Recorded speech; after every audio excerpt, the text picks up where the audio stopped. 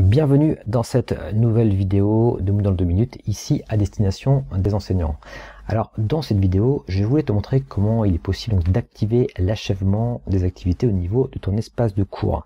Alors très concrètement, cela va te permettre par exemple de créer des scénarios d'apprentissage avec des conditions par exemple d'achèvement d'activité, voire des conditions d'accès éventuellement en fonction de l'achèvement d'activité ultérieure. Bon, ça te paraît peut-être un petit peu flou là, tel que je te l'explique, mais en tous les cas, je vais te présenter ça un petit peu dans le détail dans différentes vidéos.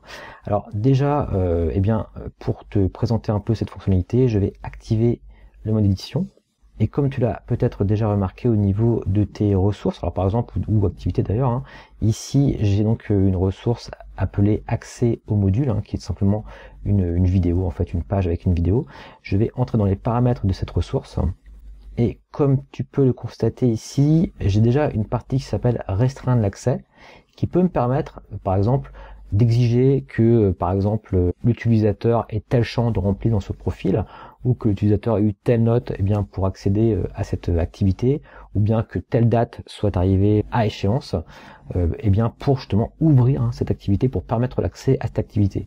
Par contre, je ne peux pas ici exiger que l'utilisateur ait terminé telle ou telle activité, par exemple visionner une vidéo, ou écrire un message dans un forum, car je n'ai pas donc activé la fonction adéquate.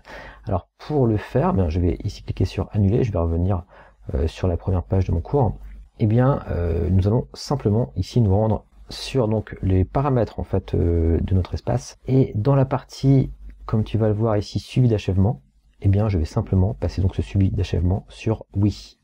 Alors je précise que d'ailleurs ce suivi d'achèvement a dû être au préalable activé également par l'administrateur. Donc si tu ne le vois pas apparaître dans ton espace de cours, il faut demander à l'administrateur de l'activer au niveau de la plateforme. Voilà, une fois ceci fait, je vais cliquer sur enregistrer.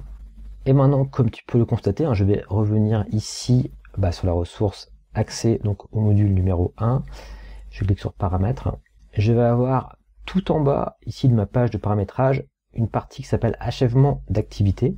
Par défaut, donc l'administrateur de mon site finalement a défini que cet achèvement n'est pas activé, mais je pourrais par exemple permettre aux personnes de marquer manuellement cette activité comme terminée, ou bien également de noter l'activité comme terminée à partir du moment où telle ou telle condition est remplie. Voilà, ce sont donc des fonctionnalités que je vais te présenter dans des vidéos ultérieures.